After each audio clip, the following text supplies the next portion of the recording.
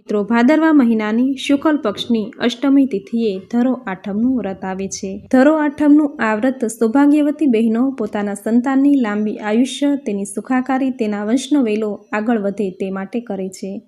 આ દિવસે વ્રત કરનારી બહેનોએ સવારે વહેલા ઉઠવું, સ્નાન કાર્યથી પરવારી ધરોની પૂજા કરવી અને પ્રાર્થના કરવી કે હે ધરોમાં, ધરોની જેમ અમારા કુળનો વંશવેલો પણ વધારજો, અમારા બાળકોની રક્ષા કરજો, તેને લાંબી આયુષ્ય પ્રદાન કરજો અને અમારા કુળનું કલ્યાણ કરજો.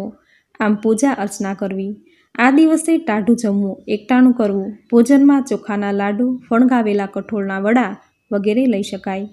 આવી રીતે વ્રતની પૂજા કરી વ્રતનું મહાત્મ્ય દર્શાવતી કથાનું શ્રવણ કરવું અથવા તો વાંચવી. કથા સાંભળતી વખતે ઘીનો દીવો કરવો, હાથમાં ઘઉં કે ચોખા રાખી પૂરી શ્રદ્ધાથી આ કથાને સાંભળવી. કથા પૂર્ણ થઈએ ચોખાને કે ઘઉંને પક્ષીઓને ચણમાં નાખી દેવા. આવી રીતે પક્ષીઓને ચણ નાખ્યાનું પણ પુણ્ય પ્રાપ્ત થશે. મિત્રો, આ હતી વ્રતની વિધિ. હવે સાંભળશું વ્રતની કથા. ભાદરવો માસ આવે, સુદ આઠમ આવે એટલે આ દિવસે ધરોની પૂજા કરવી. અબીલ, ગુલાલ, કંકુ તેમજ ફૂલ લઈને ચઢાવવા. પ્રણામ કરીને પ્રાર્થના કરવી કે આપની જેમ જ અમારા વંશનો વેલો આગળ વધે, તેનો વિસ્તાર થાય. ધરો આઠમ કરીએ એટલે આ દિવસે સાતમના દિવસે રાંધેલું ટાઢું ભોજન જમવામાં લેવું. ચોખાના લાડુ અથવા તો ચોખાની કુલેર ધરોમાને ધરાવી, ફણગાવેલા મગ, મઠ ધરાવવા. આવી રીતે ધરો આઠમનું વ્રત કરવું અને વ્રતની કથા પૂરી શ્રદ્ધાથી સાંભળવી. જો ધરો આઠમનું વ્રત ન થઈ શકે તો વ્રતની કથા સાંભળવા માત્રથી જ ધરો આઠમનું વ્રત કર્યા જેટલું જ પુણ્યફળ પ્રાપ્ત થશે. વ્રતની કથા એવી છે કે એક નાનું ગામ હતું. એ ગામમાં સાસુ અને વહુ રહે. વહુને નાનો દીકરો. સાસુ અને વહુ સંપીને રહે. સાસુ જે કંઈ કામ ચીંધે એ વહુ હોંશે હોંશે કરે. વહુ ઘરના કામ કરે, છાણ વાસિંદુ કરે, ગાયને પાણી આપવું, તેના માટે ખેતરેથી ઘાસ લાવવું. આમ વહુ ઘરના કામ કરે અને સાસુ છોકરાને રમાડે, તેનું ધ્યાન રાખે. આમ સુખ શાંતિથી દિવસો પસાર થાય છે અને દીકરો મોટો થાય છે. એમ કરતાં કરતાં દીકરો ગોઠણિયાભેર ચાલતા શીખી ગયો. ઘરમાં ગરીબાઈ હોવા છતાં વહુ ધાર્મિક હતી, તેથી વારે તહેવારે વ્રત કરે અને પ્રભુ ભક્તિમાં શ્રદ્ધા રાખીને ઘરના કામકાજ કરે.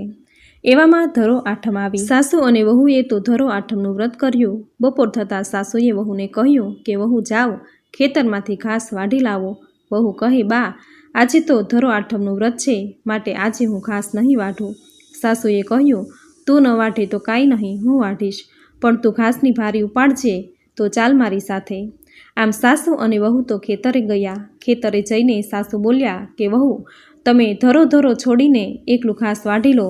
વહુ સાસુને ના ન કહી શકી અને એ તો ધરો છોડીને ઘાસ વાઢવા માંડી. ઘાસ વાઢીને સાસુ વહુ બે ઘરે જવા ગામ તરફ નીકળ્યા. ત્યાં તો રસ્તામાં પડોશીનો છોકરો દોડતો આવ્યો અને બોલ્યો કે તમારું ઘર ભડકે બળે છે, માટે જલ્દી ચાલો. વહુને તો ફાળ પડી કે અરે, મારો દીકરો તો ઘરમાં ઘોડિયામાં સૂતો છે. આટલું બોલતાને ઘાસની ભારી નીચે ફેંકી અને તો દોડવા લાગી. આ બાજુ તો આખું ઘર બળીને ભસ્મ થઈ ગયું. ઘરનું છેલ્લું બાળનું સળગતું હતું તે પડવાની તૈયારીમાં હતું. વહુ તો પોતાનો દીકરો અંદર છે આથી દાઝવાની પરવા કર્યા વગર બારણાને પાટું મારી અને બારણું પાડીને ઘરમાં દોડી ગઈ. જોયું તો ઘરનું બધું જ રાચ રચીલું બળીને રાખ થઈ ગયું હતું. ત્યાં જ ઘોડિયા ઉપર નજર પડી તો આજુબાજુ લીલોછમ ધરો કેળ સુધી ઉગી નીકળ્યો છે અને દીકરો હેમ ખેમ છે અને અંગૂઠો ધાવે છે. વહુ તો ઝડપથી પોતાના દીકરાને તેડી લીધો અને ધરોમાને પ્રણામ કરીને બહાર નીકળી ગઈ. દીકરો બચી ગયો. સાસુએ વહુનું કહ્યું માન્યું નહીં અને બધું ઘાસ વાઢ્યું અને સાથે ધરો પણ વાઢ્યો, તેથી તેનું સર્વસ્વ બળી ગયું. જ્યારે વહુએ તો ધરો છોડીને બાકીનું ઘાસ વાઢ્યું તો તેનો દીકરો હેમખેમ બચી ગયો. વહુએ ધરો આઠમનું વ્રત પૂરી શ્રદ્ધાથી કર્યું હતું. આ વ્રતના પ્રતાપે તેના દીકરાને ઊની આંચ પણ આવી નહીં. ધરો આઠમનું વ્રત તેને ફળ્યું. આ જોઈને સાસુ વિલાપ કરવાનું છોડી દઈ દીકરાને રમાડવા લાગી. હે ધરોમાં, ધરો આઠમનું વ્રત કરનાર દરેક બહેનોને આ વ્રત ફળજો અને આ કથા વાંચનાર, સાંભળનાર અને કહેનારને દરેક ભાઈઓ અને બહેનોને વ્રત ફળજો. જય ધરોમાં. તો મિત્રો, આપણે સાંભળી ધરો આઠમની પૂજન વિધિ, ધરો આઠમ વ્રતની કથા વાર્તા. હવે સાંભળશું આપણે ધરોની પૂજા શા માટે કરીએ છીએ અને ભગવાન શ્રી ગણેશને ધરો શા માટે અત્યંત પ્રિય છે, તેને ધરો શા માટે ચડાવવામાં આવે છે. મિત્રો, ધરો એટલે કે દુર્વા, જે એક પ્રકારની વનસ્પતિ આવે છે, એક પ્રકારનું ઘાસ આવે છે. વનસ્પતિ શાસ્ત્રના વર્ણન પ્રમાણે તે પોયશી કુળનું સભ્ય છે. ખાસ કરીને ભગવાન શ્રી ગણેશને તે અતિ પ્રિય છે. ભગવાન ગણેશની પૂજામાં તેનો મુખ્ય ઉપયોગ થાય છે. ધરોની વિશેષતા એ છે કે ઘાસના રૂપે તે ગરમીને લીધે સુકાઈ જાય છે, પરંતુ ચોમાસું આવતા જ તેને જળની પ્રાપ્તિ થતાં જ તે ફરી લીલુંછમ બની જાય છે. ધરોનો ગુણધર્મ એ છે કે તેને મૂળમાંથી કાઢી બીજી જગ્યાએ જો રોપવામાં આવે તો ત્યાં તે ફરી ઉગી નીકળે છે અને અનેક જગ્યામાં તે વિસ્તારમાં ફેલાય છે. ધરોમાં આ પ્રકારનો વિસ્તરવાનો ગુણધર્મ હોવાથી તેનું પૂજન કરી તેને પ્રાર્થના કરવામાં આવે છે કે હે ધરોમાં, અમારું બાળક જ્યારે પણ કોઈ પણ કાર્યમાં કે જીવનમાં બાળકને નિષ્ફળતા મળે તો તેને ફરી સારો સમય અને શક્તિ આપી તેના જીવનમાં સફળતા પ્રદાન કરજો.